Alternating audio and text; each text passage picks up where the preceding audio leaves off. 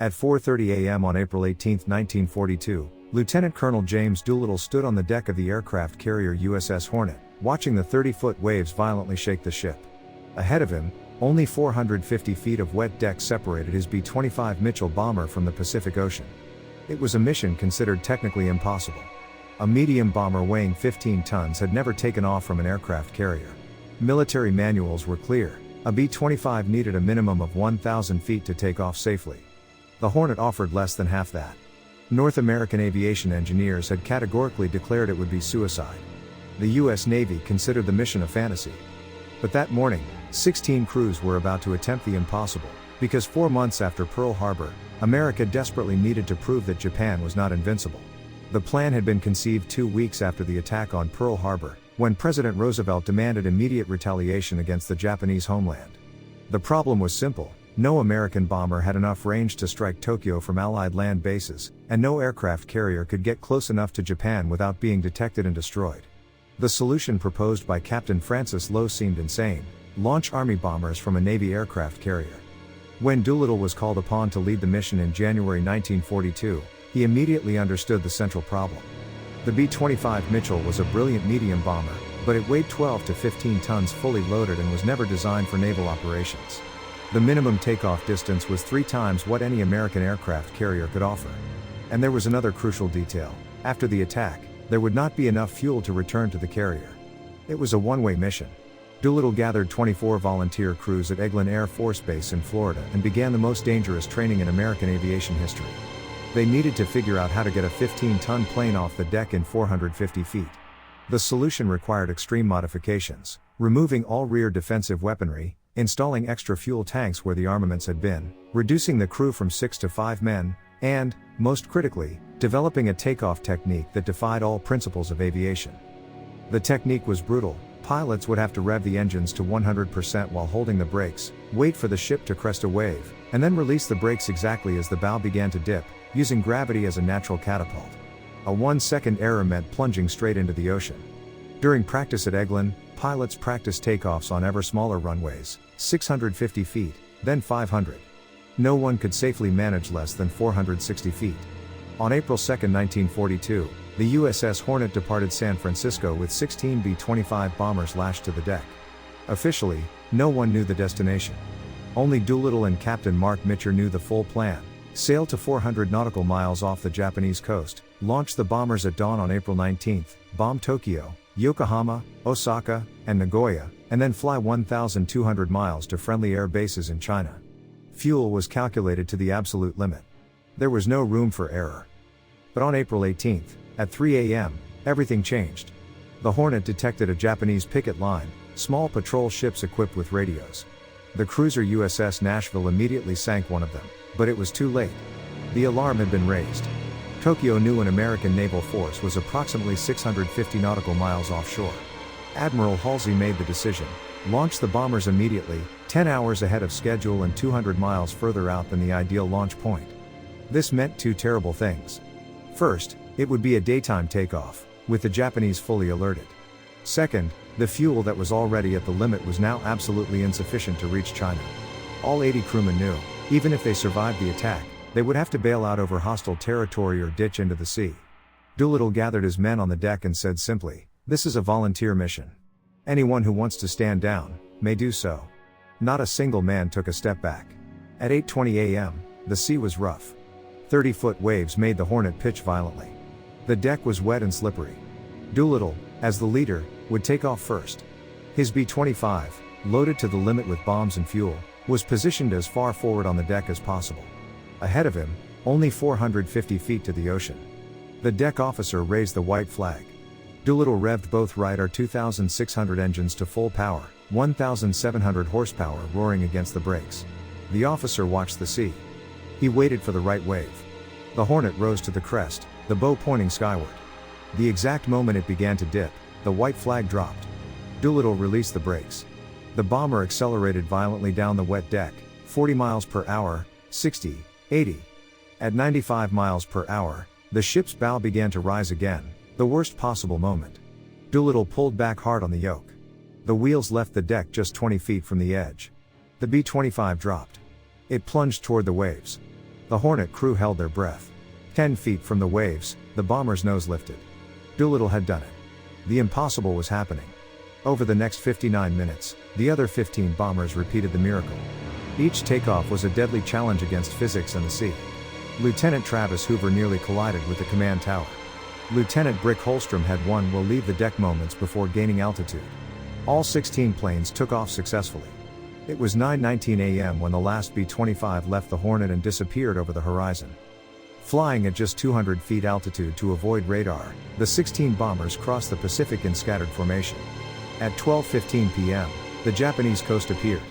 The raiders climbed to 1,500 feet, bombing altitude. What happened over the next 3 hours shocked Japan. At 12:30 p.m., Doolittle flew over Tokyo in broad daylight. Air raid sirens did not sound. No one in Japan believed American bombers could be over the capital. They were considered invulnerable. The bombs began to fall. Munitions factories, military installations, docks, oil refineries. Lieutenant Ted Lawson hit a Japanese cruiser docked at Yokohama. Captain David Jones bombed the Yokosuka Naval Factory. For 15 minutes of absolute chaos, the B-25s attacked 6 Japanese cities while Zero fighters desperately tried to intercept them. But the American bombers were too fast and were already fleeing toward the China Sea when the Japanese finally organized a coordinated response. The material damage was relatively limited, 50 killed, a few buildings destroyed. But the psychological damage was devastating. For the first time in history, Japan had been attacked on its own territory. The Japanese High Command's promise of absolute protection had been shattered. Emperor Hirohito had been put in danger. The national humiliation was unbearable. But for Doolittle's raiders, the mission was only just beginning. Now they faced the real challenge: survival. Flying over the East China Sea toward Allied airfields, the 16 bombers faced Doolittle's greatest fear: storm and darkness. Fuel ran out exactly as predicted, before they reached safe ground. At 9:30 p.m., with tanks empty and zero visibility, the decision was inevitable. 15 crews parachuted over Japanese-occupied China. 1 bomber landed in Russia, where the crew was interned. None of the 16 planes survived intact. Lieutenant Dean Hallmark crashed in Japanese territory and was immediately captured. 3 raiders were executed by firing squad after a summary military trial. 5 were held in prisoner camps under systematic torture. 1 died of malnutrition. 8 crews crashed into territory controlled by Chinese guerrillas, who hid them and guided them across 1,000 miles of mountains to Allied bases. Lieutenant Ted Lawson had his leg amputated without anesthesia after a forced water landing. Doolittle, believing the mission had failed completely, expected a court-martial upon returning to the United States. But when he arrived in Washington, he was greeted as a national hero. President Roosevelt promoted him directly from lieutenant colonel to brigadier general, skipping 2 ranks. Doolittle received the Medal of Honor. The raiders became instant legends. But the true impact of the mission was not measured in bombs dropped or targets destroyed. It was measured in the strategic decisions that followed. Admiral Isoroku Yamamoto, architect of Pearl Harbor, became obsessed with destroying the American aircraft carriers before another attack could happen. This obsession led him to plan a massive trap, an invasion of Midway that would force the American fleet into a decisive confrontation. Yamamoto split his fleet, advanced without adequate reconnaissance, and on June 4, 1942, just 6 weeks after the Doolittle raid, lost 4 aircraft carriers at the Battle of Midway, the defeat that changed the course of the war in the Pacific. Historians debate to this day whether Midway would have happened without the psychological trauma of the Doolittle raid. Japan also responded with brutality against the Chinese population. In retaliation for helping the American raiders, the Imperial Army launched the Zhejiang-Jiangxi campaign, massacring approximately 250,000 Chinese civilians in scorched earth operations. Entire villages were burned. Anyone suspected of having aided the Americans was executed. General Doolittle carried this guilt for the rest of his life, although the Chinese never blamed him. For them, the attack had proved Japan could be defeated.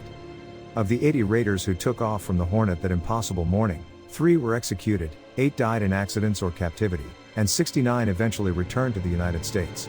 Doolittle continued to serve, commanding devastating air campaigns over North Africa, Italy, and Europe. He became one of the most decorated generals in American history. But every spring, until his death in 1993 at age 96, he gathered the surviving raiders for a private toast with 1896 cognac. The tradition was sacred. Each raider had a silver goblet engraved with his name, kept in a special box. At the annual reunion, the survivors would invert the goblets of the comrades who had died in the previous year, with the names now facing down. When only 2 raiders remained alive, they would open the bottle of 1896 cognac and make the final toast. The last toast took place on April 18, 2013, at Eglin Air Force Base, exactly 71 years after the mission. Only 4 surviving raiders were present. Lieutenant Colonel Richard Cole, Doolittle's co-pilot, led the ceremony. He and Staff Sergeant David Thatcher inverted the goblets of their lost comrades. Of the 80 original goblets, only 4 remained upright. The 1896 bottle remained closed. Cole and Thatcher agreed that as long as there were 2 raiders alive, the tradition would continue. Lieutenant Colonel Cole, the last surviving raider, passed away on April 9, 2019, at the age of 103. The bottle was never opened. Today it is on display at the National Museum of the U.S. Air Force. The takeoff that engineers called suicidal became the most audacious air operation of World War II. 16 bombers that should not have been able to take off struck an enemy that considered itself untouchable, changed the psychological course of the war, and proved that courage and ingenuity could overcome any technical calculation. What began as 450 feet of wet deck ended as one of the greatest strategic turning points in military history. The USS Hornet, the carrier that launched the impossible, was sunk by the Japanese 6 months later at the Battle of Santa Cruz. But its legacy remains. In 1942, America needed heroes. Doolittle and his raiders delivered more than that, they delivered hope. And they proved that sometimes, the impossible is just a matter of having enough courage to rev the engines, release the brakes, and take off toward the horizon, no matter how short the runway ahead.